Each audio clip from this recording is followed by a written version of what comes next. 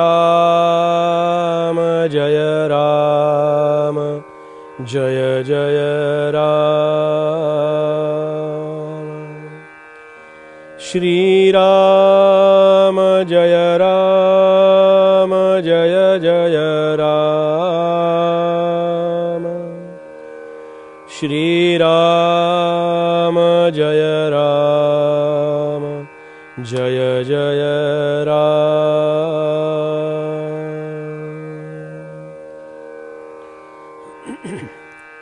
समस्तामध्ये सार साचार आहे, कळेना तरी सर्व शोधून पाहे। जीवा संशयो वावुगातो त्यजावा, प्रभाते मनी रामचिंतित जावा। जय जय रघुवीर समर्थ।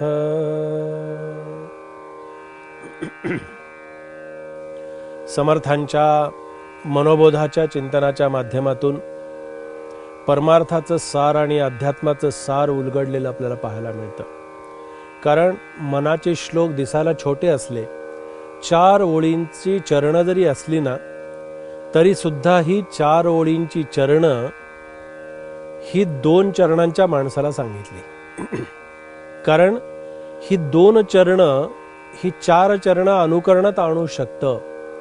याच्यासाठी समर्थांनी किंवा संतांनी या मनुष्य देहामध्ये नेमकं काय पुण्यकर्म करावं, नेमकं कशा पद्धतीनं जावं। कारण आपण पाहिलं की त्यांनी असं सांगितलं, हे करू नका असं नाही, हे जरूर करा, पण ते करत असताना सुद्धा त्याच्यातला आणखीन साधा सोपा मार्ग शोधा। कारण कसं असतं, अध्यात्मामध्ये परमार्थामध्ये जास्तीत जास्त आणखीन गुंतागुंत जेवढी वाढवावी तेवढी वाढते।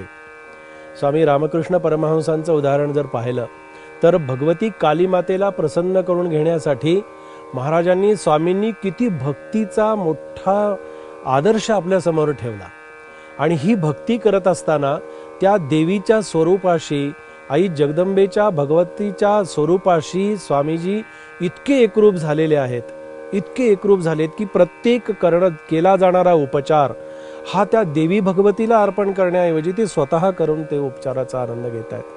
म्हणजे याचा अर्थ असा की मी आणि भगवंत याच्यामध्ये द्वैत नाही, मी आणि ईश्वर याच्यामध्ये भेद नाही। त्याचं कारण असं की मी आणि तो वेगळा राहू शकत नाही। कारण माझं अस्तित्व हे जर त्याच्या अस्तित्वाशी जोडलेलं आहे, नवे नवे त्याचं अस्तित्व याच अस्तित्वावरती मी उभा आहे, असं जोपर्यंत मला निश्चितपणे माझ्या लक्षात येत नाही तोपर्यंत ही परमार्थाची वाटचाल अशीच करायची असते। परमार्थ थांबण्याची व्यवस्था ही याच ठिकाणी आहे की जोपर्यंत मला ते भगवंताचं अस्तित्व, ईश्वराचं अस्तित्व आणि सद्गुरूंचं अस्तित्व मला जोपर्यंत कळत नाही, सद्गुरूंच्या अस्तित्वाशी मन एकरूप झालं ना की मग बाकी काही करण्याची आवश्यकता असत नाही।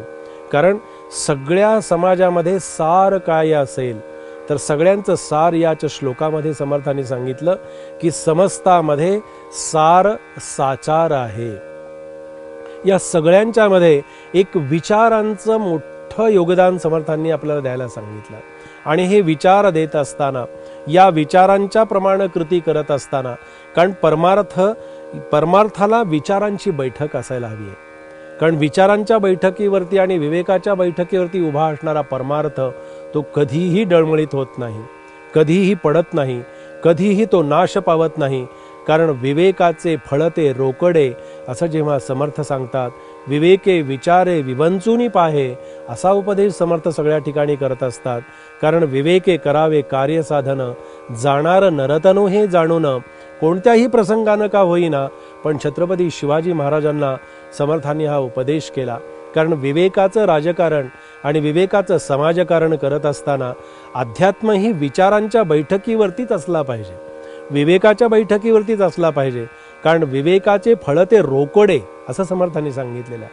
हे विवेकाचं फळ जे असतं ना, हे तात्काळ आपल्याला समाधान देणारं असतं, चिरकाल टिकणारं असतं. आणि विचारांच्या वरती, बैठकीवरती जर आपण अवलंबून राहण्यापेक्षा सुद्धा, म्हणण्यापेक्षा सुद्धा, त्या विचारांच्या वरची जी आपली काही वैचारिक अशा प्रकारची मनाची धारणा ही अखंडपणानं टिकून राहू शकते, ती फक्त विवेकावरती राहू शकते. आणि हा विवेक, हा विचार आणि ही विचारांची शक्ती ही माणसामध्येच आहे, त्याच्या मनामध्ये आहे, त्याच्या मनाच्या सामर्थ्यामध्ये ती लपलेली आपल्याला पाहायला मिळते आहे. म्हणून समर्थांनी या श्लोकामध्ये असं सांगितलं, समस्तामध्ये सार साचार आहे, कळेना तरी सर्व शोधून पाहे. सगळ्यांच्यामध्ये सार आणि मतितार्थ श्रेष्ठ अर्थ काय आहे, त्याच्यामध्ये स अधिक आचार म्हणजे सदाचार, म्हणजे चांगलं कर्म. स ज्याला स लावलेला आहे तो सदाचरणाशी जोडलेला असतो. स आचार म्हणजे चांगला आचार. आता हा आचार कसा असतो? आधी राखावा आचार समर्थांनी सांगितलं.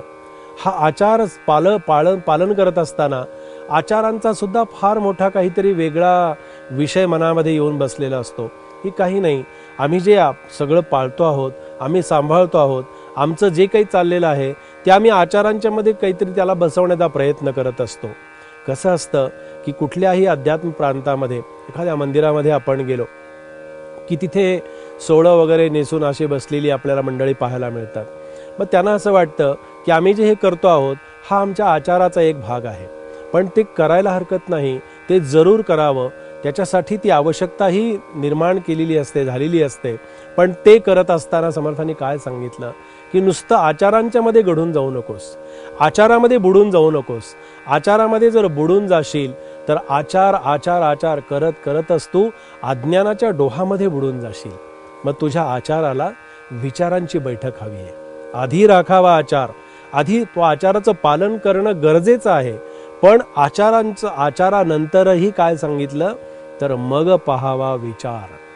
मग विचारांची गरज आहे. मग माझा आचार बरोबर आहे की नाही हे विचारांच्या आधारावरतीच कळण्याची व्यवस्था आहे.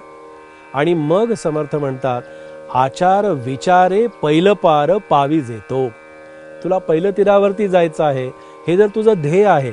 म्हणून माणसानं स्वतःचं ध्येय ठेवत असताना आपलं स्वतःचं ध्येय इतकं मोठं आणि इतकं उच्च प्रकारचं असावं की त्या ध्येयामध्ये कुठल्याही प्रकारची त्रुटी असू नये, कुठल्याही प्रकारचा कमीपणा त्याच्यामध्ये असू नये, कुठल्याही प्रकारचं त्याच्यामध्ये कमतरतेची अशा प्रकारची भावना असू नये.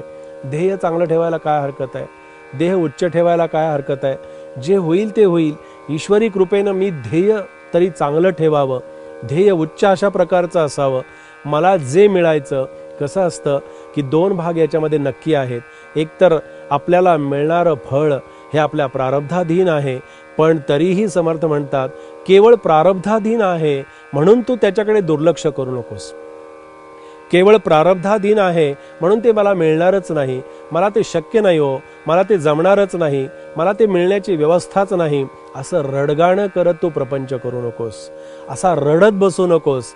अरे तुला जे मिळवायचं आहे ना ते माझ्या रामाच्या कृपेनं तुला प्राप्त होऊ शकतं. म्हणून कळेना तरी सर्व शोधून पाहे.